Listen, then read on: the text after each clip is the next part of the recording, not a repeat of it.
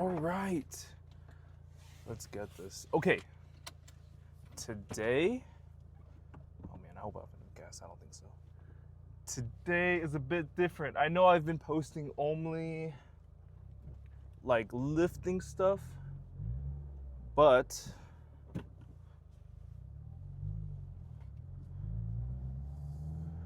we're gonna go ahead and actually shoot my very first like full-on concert with like a media pass or a photo pass and everything like that, which is super exciting. Not gonna lie, I'm pretty nervous because I've never done this kind of thing before. A pretty sizable band named Reg Hall, so pretty excited. I wanted to quickly kind of go over like what I did to kind of prepare for this and how I actually got the gig. First things first, I just honestly looked at my local venue, looked for concerts, and then just spammed emails to like every artist. I also DM'd them, but I've honestly had more responses on average on email if they have a manager. But for Reg Hall, I think I actually emailed them directly. So I guess there's that. But yeah, I just spammed people near my local venue and then I got one, you know? That happened to work for me.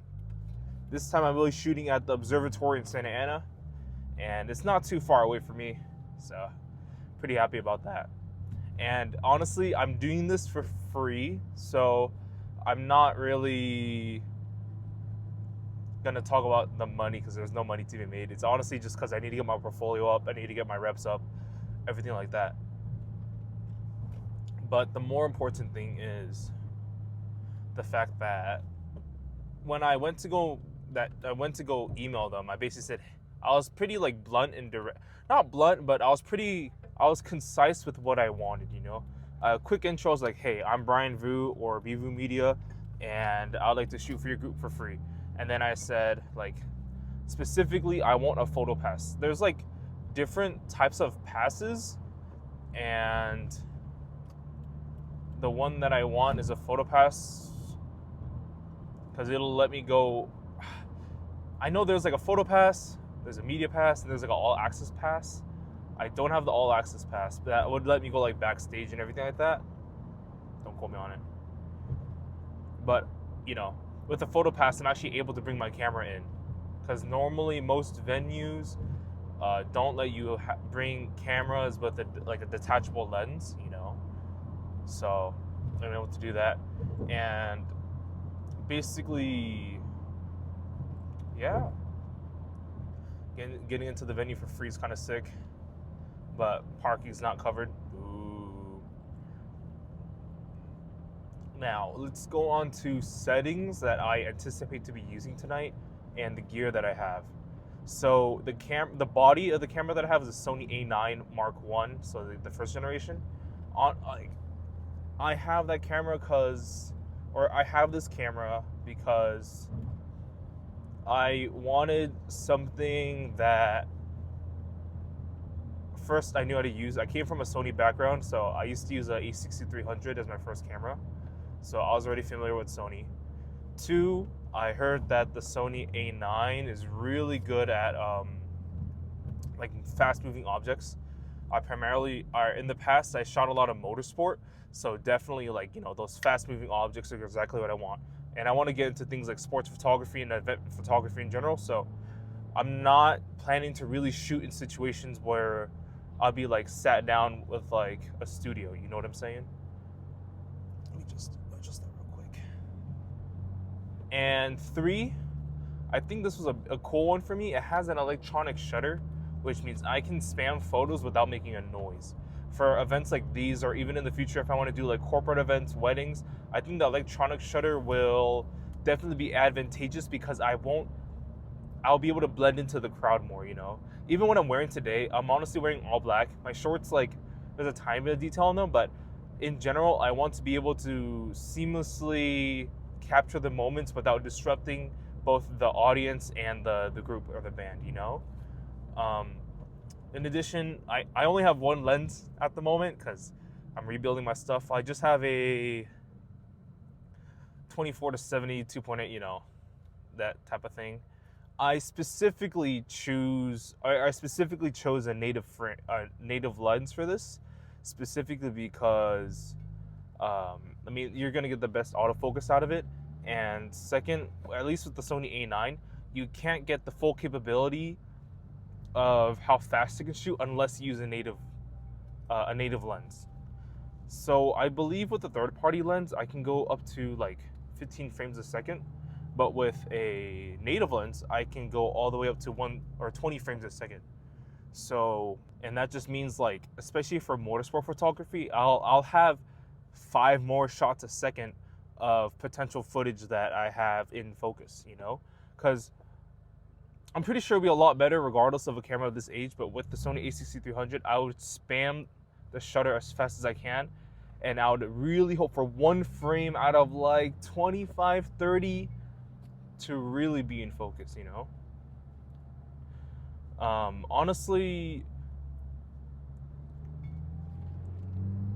at the time I wasn't really thinking about video on the camera, but as soon as I got it, I tested it out, and I think the video is completely fine, but it does not shoot in log 4K for people who are truly trying to push their videography skills. So if you want to be more of a hybrid shooter, I don't know if the Sony A9 would be for you. I think going to like the A7 III would be a better option if you want a full frame mirrorless. That's enough about the gear and like the stuff I have on me. Oh, sorry. Gear wise, I have like a bunch of filters I'm trying out today, including a Kaleidoscope, a Halo effect, a 4-star effect, and a black diffusion one at a 1/8. So I'll just be fooling around with those filters as I go through the show. But honestly, like, most of those effects can be done in post from what I understand. It's just I prefer the raw feeling of having the filter. Now let's quickly go over camera settings that I anticipate I'll be using. I'm not for sure yet. I'll probably update post concert what I actually used, but I anticipate first auto white balance, auto ISO up to however comfortable you can get it. For me, I can from a test, I've heard that like 12800, so 12,800 ISO is like still usable and like denoisable, you know. So I'll set my auto ISO up to that point. Aperture wide open. In this case, I have 2.8, but I know a lot of people prefer to use primes, and they go down to 1.4, 1.8, whatever, you know, however many stops of light they can get to. And finally, shutter speed. So I've kind of generally heard that anywhere from 1/125 to 1/250 should be acceptable to really like freeze those moments. 1/125 I think will give you a little bit of motion blur. Anything besides that should be okay. I don't know when you would go even shorter, but definitely if you want to try some motion blurry type of things, you know, crank that shutter speed, kind of bump it up to like 1/100, 1/80, you know, do your thing. That's more creative for sure. As for like a shot list that I have kind of anticipated in my head, I want to not only capture the artists, but I also want to capture the experience. So what does that mean? Not just getting like portraits of the artists themselves, but also getting like, let's say, photos through the crowd onto the stage, photos of like where if I can get kind of like close to behind them, you know, photos where I have the artist back to me and looking towards the audience, you know. I want to maybe get some candid moments if I see anyone in the audience doing something cool, or the merch table, you know, close-up detail shots of like the merch is I think going to be underappreciated. The main thing that I understand is it's probably best, hot take, not really a hot take, but like I presume during the choruses of most of these songs, that's when the artist is going to show the most expression, and that's probably where I'm going to be looking to shoot the most. Anyway, I'm going to focus on driving there. I'll see you there. All right, walking over right now. Okay, unfortunately, like I said before, parking was not included. Boo. So I decided to take the cheaper parking because I got here early enough anyway. You know what I'm saying? Yeah, it's like a whole block away, surprisingly, for like the general parking. And then priority parking was double the price at $30, but you're like right next to the venue. I need to get my steps in anyway. Okay, one factor that I completely forgot to talk about. My shoulder's sprained right now, my right shoulder. So like, it's really hard for me to hold up anything like above my shoulders. I hope it doesn't affect the composition of my photos too much, but I definitely acknowledge that there's gonna be shots that I will miss, specifically because it's so hard to get my arms like higher than this to my face. Any higher than that is like unbearable. And like, my range of motion in general is pretty limited. Like putting on a backpack sucked. So I definitely want to try to make sure that I could just put it somewhere safe and just like leave it there the whole night if possible. I wanted to initially do more filter swaps because I literally bought like 3 to 4 filters to play around with, but I completely forgot. Or I bought that the day before I sprained my shoulder, and I literally sprained my shoulder yesterday.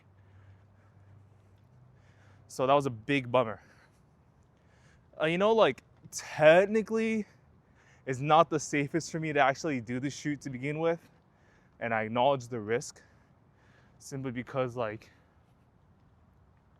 I really want to start developing my portfolio for concert photography, you know, and just really pave a path for me to become more into like multidisciplinary, you know what I'm saying? Yeah, we're not too far away from the venue now. I have no clue if they'll let me in early. If not, then I guess I'm just sitting out here for like an hour and a half, which is fine. Like, I don't mind waiting a bit to make sure I get in on time so I can really scout the area before the opener act comes through. Another thing is, I want to try to get POV footage, but I don't have anything fancy like an Insta360. I don't have the Ray-Ban glasses. I just got my phone, and I'm a little afraid that if I have my camera strapped on with my phone on top, like I normally do with a POV footage, that like, all right, what I was saying before, I'm a little afraid that if I just have my phone strapped on top of my camera, like I usually do, or what I do with my track photography, that like, I might drop my phone somewhere just because, you know, concerts are unpredictable places, especially if I'm trying to do shots like within the crowd, or if I'm trying to navigate side to side. I'll try my best to get some footage, but it's definitely not a guarantee. This is gonna be your ticket to go inside. Perfect. And this is gonna be a media wristband. Perfect. Any hand works, and then you're all set. Okay, thank you so much. Have a good night. You too. Thank you. Okay, getting the media wristband is actually okay. I have a media wristband, so even better than a photo. I'm not sure if that would give me more permissions to anything else inside. But yeah, it was super smooth. I actually just showed up to the box office and they're like, "Oh yeah, who charged us shooting for Rick Hall?" I'm like, "Oh yeah, I'm Brian." Slid the photo ID, got the wristband, got the ticket. But unfortunately, they'll only let me in at doors open. So that's the 7. So I will have to chill here for a bit, but that's completely okay. That's kind of what I anticipated. Anyway, I was just like, if I can get some shots of them on the soundcheck, that would be super sick. But that didn't happen, and that's okay. Okay, I wonder if I can really step around here. So, yeah, I just got here. I'm like the first person actually on the stage itself. Just kind of scouting around to see if I can climb up anywhere.